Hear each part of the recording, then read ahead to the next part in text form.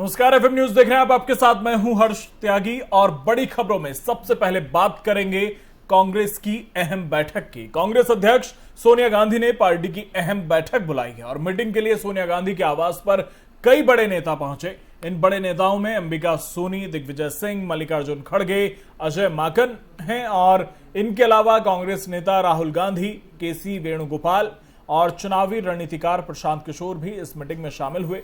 और बताया जा रहा है कि प्रशांत किशोर आज कांग्रेस पार्टी ज्वाइन कर सकते हैं। सोनिया गांधी के साथ सभी नेताओं की बैठक 10 जनपथ में हुई और सूत्रों के मुताबिक प्रशांत किशोर चाहते हैं कि उनको 2024 के लोकसभा चुनाव की जिम्मेदारी मिले, तभी वो उससे पहले होने वाले राज्यों के विधानसभा चुनावों का जिम्मा उठाने के लिए तैयार होंगे। वहीं कांग्रेस का मानना है कि प्रशांत किशोर पहले राज्यों के हिसाब से जिम्मेदारी लें और 2024 के लोकसभा चुनाव पर बाद में फैसला लिया जाए। आपको बता दें कि पिछले साल जुलाई 2021 से ही प्रशांत किशोर के कांग्रेस में शामिल होने और पार्टी नेतृत्व के संपर्क में रहने की चर्चा चल रही है। 2014 और 2019 में करारी हार झेल चुकी कांग्रेस के लिए प्रशांत किशोर 2024 के लोकसभा चुनाव में कितने कारगर साबित होंगे ये तो वक्त बताएगा। लेकिन सोनिया गांधी के साथ प्रशांत किशोर की बातचीत कांग्रेस पार्टी में सुधार, पार्टी में संगठन के स्तर पर बदलाव, टिकट वितरण प्रणाली को बेहतर करने, चुनावी गठबंधन, डोनेशन आदि पर केंद्रित रहने की उम्मीद है। और टीएमसी ने 2019 के लोकसभा चुनाव में पार्टी के खराब प्रदर्शन के बाद किशोर और उनकी कंपनी आईपीएसी को 2021 के पश्चिम बंगाल विधानसभा चुनाव के लिए अपना अभियान और चुनावी रणनीति तैयार करने के लिए काम पर रखा था। पिछले साल विधानसभा चुनाव में टीएमसी की भारी जीत के बाद उसने आईपीएसी के अनुबंध को 2026 तक बढ़ा दिया। तो कांग्रेस पार्टी के अंतरिम अध्यक्ष सोनिया गांधी के आवास पर पार्टी के वरिष्ठ नेताओं की एक बैठक हुई। ये बैठक 4 घंटे तक चली है और आपको बता दें कि इस बैठक में कांग्रेस के संगठन महासचिव केसी वेणुगोपाल, वरिष्ठ नेता अंबिका सोनी, मल्लिकार्जुन खड़गे, राहुल गांधी और कुछ अन्य नेता मौजूद रहे। इसके अलावा चुनावी रणनीतिकार प्रशांत किशोर भी बैठक में शामिल हुए। कांग्रेस ने प्रशांत किशोर को पार्टी में शामिल होने और सलाहकार के तौर पर काम नहीं करने को कहा है। कांग्रेस महासचिव केसी वेणुगोपाल ने कहा कि उन्हें पार्टी में शामिल होने में उन्होंने रुचि दिखाई है और पार्टी की कमजोरियों और सुधार के लिए क्या करने की जरूरत है इसको लेकर एक प्रेजेंटेशन उन्होंने दिया। साथ ही केसी वेणुगोपाल ने कहा कि 2024 में होने वाले चुनाव को लेकर प्रशांत किशोर ने एक प्रेजेंटेशन पार्टी अध्यक्ष सोनिया गांधी और कुछ बड़े नेताओं के सामने पेश की। उनके इस प्रेजेंटेशन पर समीक्षा के लिए टीम बनाई जाएगी जो कुछ समय बाद अपनी रिपोर्ट सौंपेगी और उसके बाद आखिरी फैसला लिया जाएगा। हाल ही में 5 राज्यों में मिली चुनावी हार के बाद कांग्रेस पार्टी प्रशांत किशोर के साथ बातचीत फिर से शुरू करने की कोशिश कर रही है।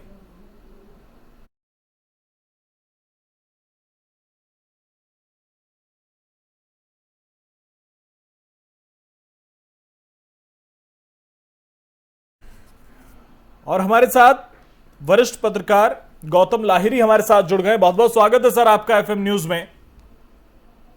धन्यवाद। गौतम लाहिरी जी, आज कांग्रेस की अहम बैठक हुई और इस बैठक में प्रशांत किशोर पहुंचे और एक प्रेजेंटेशन उन्होंने दी। जो कयास लगाए जा रहे हैं वो ये कि प्रशांत किशोर कांग्रेस में शामिल हो सकते हैं। समझने की आपसे कोशिश मैं ये करूंगा कि अगर प्रशांत किशोर कांग्रेस के साथ आते हैं तो कितने कारगर साबित होंगे? क्या कांग्रेस के हालात बदल पाएंगे प्रशांत किशोर? देखिए, सबसे पहले बात तो यह है कि प्रशांत किशोर इलेक्शन स्ट्रैटेजिस्ट है, लेकिन जिस पार्टी के लिए वो काम किया है उस पार्टी का संगठन मजबूत था, नेता मजबूत था। कांग्रेस पार्टी का वर्तमान जो स्थिति है इसमें नेता कौन होगा ये एक असमान स्थिति है। खासतौर से अभी तक जितना चुनाव है, आज का बाई इलेक्शन उपचुनाव छोड़ के बाकी सब में कांग्रेस का हालत बहुत खराब है। नीचे स्तर में ग्रास रूट में अगर कांग्रेस संगठन मजबूत नहीं होगा तो कोई भी स्ट्रैटेजिस्ट आके उसका जो बीमारी है पार्टी का उसको सुधार नहीं सकता है। प्रशांत किशोर कोई अच्छा नारा दे सकता है, लोगों को पहुंचने का तरीका समझा सकते हैं, लेकिन मुझे लग रहा है प्रशांत किशोर का लक्ष्य है कि 2024 लोकसभा के लिए कोई स्ट्रैटेजी बनाना चाहते हैं, कोई राज्य चुनाव के लिए नहीं है। तो प्रशांत किशोर आने से ही कांग्रेस का कोई फायदा हो जाएगा, बहुत ज्यादा इसका फायदा जो पहले नहीं हो रहा था। ऐसा तो नहीं है, बिना प्रशांत किशोर आज कांग्रेस ने सारे उपचुनाव जीते हैं। तो इसलिए ये जनता के साथ जो स्थानीय नेता, जो क्षेत्रीय नेता है, उसको कांग्रेस को बढ़वा देना ज्यादा जरूरत है। कि उससे हो सकता है कि इन्होंने कोई स्ट्रैटेजी बनाए, वो अलग बात है, लेकिन मुझे इतना उम्मीद नहीं है कि प्रशांत किशोर होने से ही कांग्रेस का पूरा चेहरा बदल जाएगा और बीजेपी में लोकप्रिय नरेंद्र मोदी के साथ मुकाबला कर पाएगा। बिल्कुल। और अगर देखें जिस तरह से सूत्रों की अगर हम माने तो सूत्र ये कह रहे हैं कि प्रशांत किशोर चाहते हैं कि 2024 के लोकसभा चुनाव की अगर उन्हें जिम्मेदारी दी जाए तो ही वो 2024 से पहले होने वाले राज्यों के विधानसभा चुनाव की जिम्मेदारी लेना चाहते हैं, जबकि कांग्रेस ये कह रही है कि पहले राज्यों में आप बेहतर करके दिखाइए और अगर आप राज्यों में बेहतर कर पाते हैं तो हम आपको 2024 का लोकसभा चुनाव भी दे देंगे। एक बात तो है कि देखिए अभी फिलहाल जो गुजरात में जो चुनाव आने वाला है उसमें कांग्रेस बूथ प्रशांत किशोर विकेट पटे हुए है जी, कि प्रशांत किशोर को लाया जाए। दूसरा बूथ चाहते हैं कि नहीं, प्रशांत किशोर से कोई फायदा नहीं होगा। दूसरी तरफ कांग्रेस ने खास कुछ ही दिन पहले बड़े नेता कांग्रेस छोड़ कहते और जो बाकी जो जैसे हार्दिक पटेल वो भी नाराज लग रहे हैं। तो ये कांग्रेस पार्टी के प्रशांत किशोर आके उसको कैसे संभालेंगे? प्रशांत किशोर कांग्रेस का पूरा कांग्रेस का ट्रेडिशनल पार्टी है, ट्रेडिशनल फंक्शन है, जिसमें बहुत सारे नेता वर्किंग कमेटी एक फैसला लेते हैं। अगर मानिए गांधी परिवार जब लेते हैं फिर भी वर्किंग कमेटी तक आता है, तो प्रशांत किशोर क्या वर्किंग कमेटी में शामिल होंगे? मुझे ऐसे नहीं लगता है।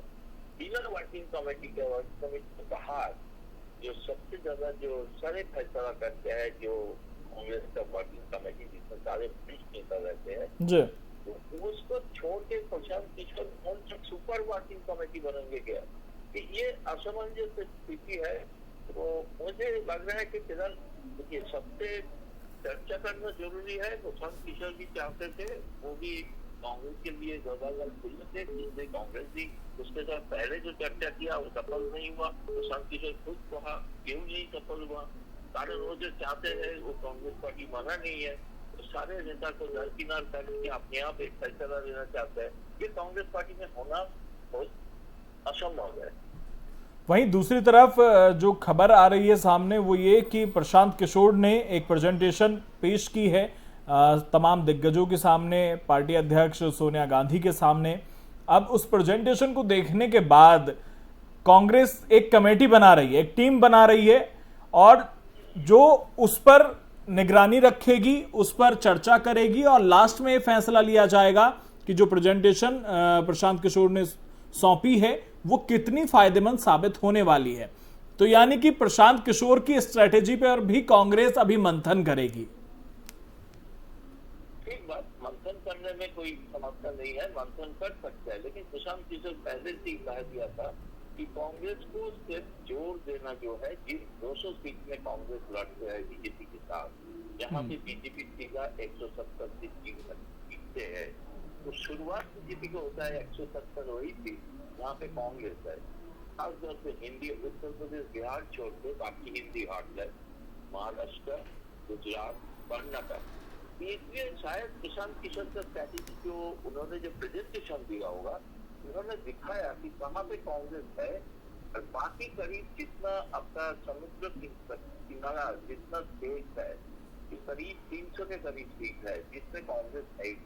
जैसे ओडिशा है, बंगाल है, उत्तर प्रदेश बिहार को छोड़ी दीजिए, बाकी नीचे जो तमिलनाडु है, आंध्र है, केरला में जीपीओ लगते हैं, लेकिन तेलंगाना, तो शायद प्रशांत किशोर का स्ट्रैटेजी हो सकता है कि आप सिर्फ 200 सीट में कंसंट्रेट कीजिए, बाकी सीट और दूसरों के लिए छोड़ दीजिए। आपको पता होगा वो ममता के लिए सुझाव लेके आए थे कि आप कांग्रेस आप बाकी क्षेत्रीय दल के ऊपर बाकी छोड़ दीजिए, 1:1 फाइट में जाइए। पता नहीं संभव है कि नहीं, हो सकता है कि प्रेजेंटेशन बीजेपी के ऊपर ही होगा। लेकिन जो सबसे महत्वपूर्ण बात आपने कही कि संगठन कितना मजबूत है, कार्यकर्ता कितना उत्साहित है, ये सबसे बड़ा कारण है कांग्रेस के लिए, जिस पर काम करने की कांग्रेस को जरूरत है। क्योंकि अभी की जो स्थिति है, आप उत्तर प्रदेश विधानसभा चुनाव में देख लीजिए कि रैलियों में भले से ही भीड़ कम नहीं थी प्रियंका गांधी की, लेकिन जो कार्यकर्ता था वो उत्साहित नहीं था। उस कार्यकर्ता ने काम ही नहीं किया है क्योंकि उसे साफ नजर आ रहा था। जी बात देखिए, आप 2017 में कांग्रेस ने एक अच्छा प्रदर्शन किया, बीजेपी लगभग हार रहे थे, उस समय बचा दिया नरेंद्र मोदी ने। लेकिन उसके बाद से गुजरात में कांग्रेस कहाँ दिखाई दिया? उसके बाद कांग्रेस, राहुल गांधी बहुत अच्छा कैंपेन किया। उसके पहले राहुल गांधी ने एक युवा कांग्रेस का एक मेंबरशिप ड्राइव चलाया था, उसमें जमीनी स्तर में कांग्रेस को कार्यकर्ता एक उत्साह दिखाई दिया, खासतौर से युवा। लेकिन उसके बाद चुनाव के बाद से कांग्रेस एक चुनाव से 2 महीना पहले काम करते हैं, चुनाव के बाद वो सो जाते हैं, बिल्कुल फिर एक दूसरे चुनाव के लिए इंतजार करते हैं। और वहीं बीजेपी हमेशा चुनावी मोड में होती है, एक सबसे बड़ी वजह यह भी है। बहुत बहुत शुक्रिया गौतम लाहिरी जी आपका तमाम बातचीत के लिए। Thank you. तो प्रशांत किशोर ने एक प्रेजेंटेशन पेश की है और उस प्रेजेंटेशन के बाद कांग्रेस एक टीम बना रही है जो उस रणनीति पर विचार करेगी और विचार करने के बाद किसी तरह का कोई फैसला लिया जाएगा।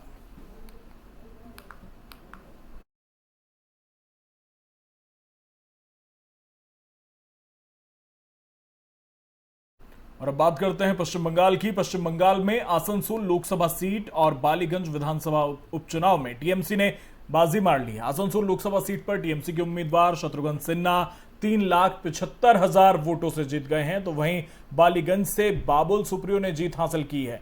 टीएमसी की इस शानदार जीत पर पार्टी प्रमुख और मुख्यमंत्री ममता बनर्जी ने खुशी जाहिर करते हुए मतदाताओं को धन्यवाद दिया। ममता बनर्जी ने ट्वीट कर कहा कि मैं एआईटीसी पार्टी के उम्मीदवारों को ये निर्णायक जनादेश देने के लिए आसनसोल संसदीय क्षेत्र और बालीगंज विधानसभा क्षेत्र के मतदाताओं को तहे दिल से धन्यवाद देती हूं। उन्होंने लिखा कि हमें इस पर अपने मां माटी मानुष संगठन के लिए अपने लोगों को का हार्दिक शुभ उपहार हम मानते हैं।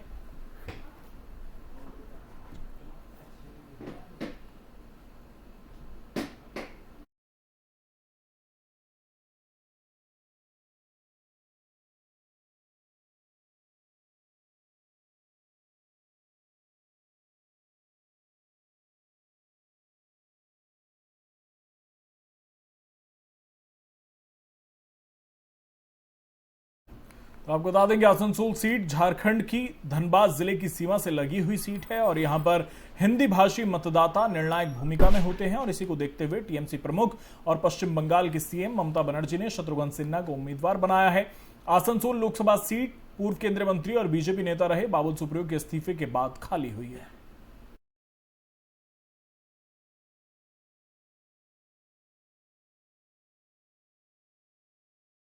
अब बात करते हैं बिहार की। बिहार में बोचहां विधानसभा सीट पर हुए उपचुनाव में विपक्षी राष्ट्रीय जनता दल के उम्मीदवार ने शनिवार को अपने निकटतम प्रतिद्वंदी और भारतीय जनता पार्टी की प्रत्याशी को 35,000 से अधिक मतों के अंतर से हरा दिया। आरजेडी उम्मीदवार अमर पासवान को 82,116 वोट मिले, जबकि उनके निकटतम प्रतिद्वंदी बेबी कुमारी को सिर्फ 45,353 वोट मिले। आरजेडी उम्मीदवार के पिता मुसाफिर पासवान का निधन हो जाने के चलते इस सीट पर उपचुनाव कराने की जरूरत पड़ी थी। मुकेश सहनी की विकासशील इंसान पार्टी के टिकट पर 2020 में मुसाफिर इस सीट से विधायक निर्वाचित हुए थे। वीआईपी करीब 1 महीने पहले तक राष्ट्रीय जनतांत्रिक गठबंधन का हिस्सा रही थी।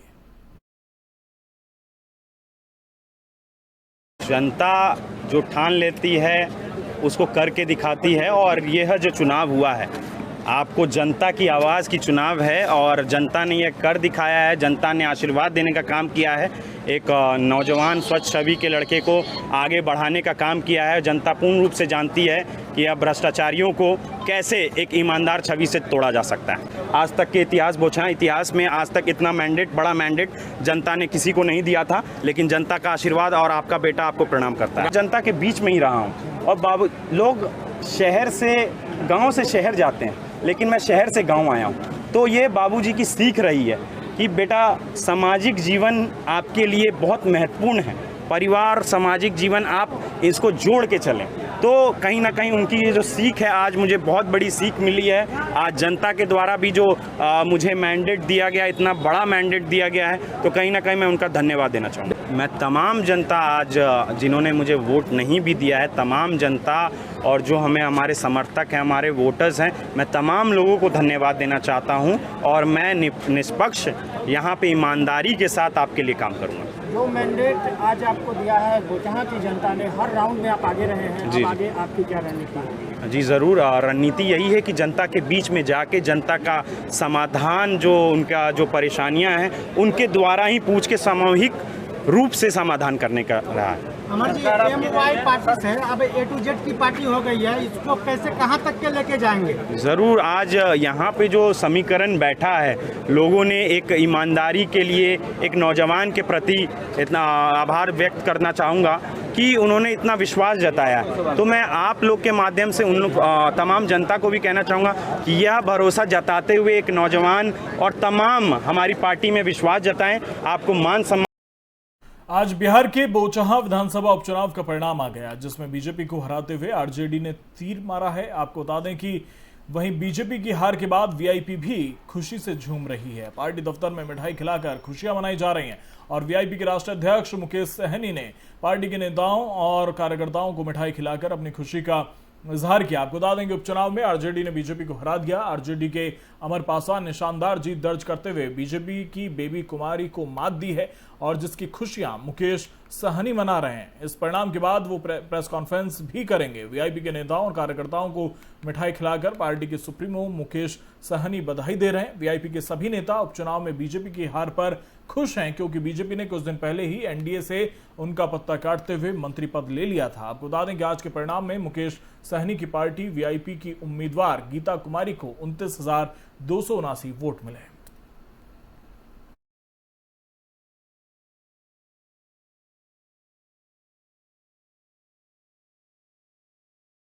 आज हनुमान जयंती है और पूरे देश में इसे धूमधाम से मनाया जा रहा है। प्रधानमंत्री नरेंद्र मोदी ने इस मौके पर गुजरात के मोरबी में भगवान हनुमान की 108 फीट की मूर्ति का अनावरण किया। पीएम मोदी ने इस दौरान लोगों को हनुमान जयंती की शुभकामनाएं दी। इस पावन अवसर पर आज मोरबी में हनुमान जी की इस भव्य मूर्ति का लोकार्पण हुआ है। ये देश और दुनिया भर के हनुमान भक्तों के लिए, राम भक्तों के लिए बहुत सुखदाई है। आप सभी को बहुत बहुत बधाई। साथियों, रामचरितमानस में कहा गया है, बिनु हरि कृपा, बिनु हरि कृपा मिल ही नहीं संता। यानी ईश्वर की कृपा के बिना संतों के दर्शन दुर्लभ होते हैं। मेरा यह सौभाग्य है कि बीते कुछ दिनों के भीतर मुझे मां अंबाजी, उमिया माता धाम, मां अन्नपूर्णा धाम का आशीर्वाद लेने का मौका मिला है। अब आज मुझे मोरबी में हनुमान जी के इस कार्य से जुड़ने का, संतों के समागम का हिस्सा बनने का अवसर मिला है। भाइयों और बहनों, मुझे बताया गया है कि हनुमान जी की इस तरह की 108 फीट ऊंची प्रतिमा देश के 4 अलग अलग कोने में स्थापित की जा रही है। शिमला में ऐसी ही एक भव्य प्रतिमा तो हम पिछले कई वर्षों से देख रहे हैं। आज यह दूसरी प्रतिमा मोरबी में स्थापित हुई है। 2 अन्य मूर्तियों को दक्षिण में रामेश्वरम और पश्चिम बंगाल में स्थापित करने का कार्य चल रहा है, ऐसे मुझे बताया गया। साथियों, ये सिर्फ हनुमान जी की मूर्तियों की स्थापना का ही संकल्प नहीं है, बल्कि ये एक भारत श्रेष्ठ भारत के संकल्प का भी हिस्सा है। हनुमान जी अपनी भक्ति से, अपने सेवा भाव से सबको जोड़ते हैं। हर कोई हनुमान जी से प्रेरणा पाता है। हनुमान वो शक्ति और संबल है जिन्होंने समस्त वनवासी प्रजातियों और वन बंधुओं को मान और सम्मान का अधिकार दिलाया। इसलिए एक भारत श्रेष्ठ भारत के भी हनुमान जी एक अहम सूत्र है। भाइयों और बहनों, इसी प्रकार राम कथा का आयोजन भी देश के अलग अलग हिस्सों में लगातार होता रहता है। पंजाब में भगवंत मान सरकार को सत्ता में आए 1 महीना पूरा हो गया है और इस मौके पर सूबे की सरकार ने आम जनता को राहत देते हुए बड़ा ऐलान किया। 1 जुलाई से प्रदेश में हर घर को 300 यूनिट तक मुफ्त बिजली देने का ऐलान किया गया है। साडी पार्टी वालों सरकार बनने तो पहला वादा सी कि असीं पंजाब नूं बिजली पक्षों 24 घंटे बिजली और देश दे विच सब तो सस्ती बिजली देने का जिहड़ा साडा वादा उहदे ते कायम है। ते भावें वो इंडस्ट्रीयल बिजली होवे, भावें वो कमर्शियल होवे, भावें वो घरेलू होवे, पैसे की कमी नहीं हुंदी सरकारां कोले, नीयत की कमी हुंदी है। अज ही अनाउंसमेंट हुई है, मैं हुणे अनाउंसमेंट करके आया। 1 जुलाई तो पंजाब दे हर घर नूं 300 यूनिट पर मंथ बिजली मुफ्त मिलूगी। फिलहाल मेरे साथ इतना ही। बने रहिए FM न्यूज के साथ। नमस्कार।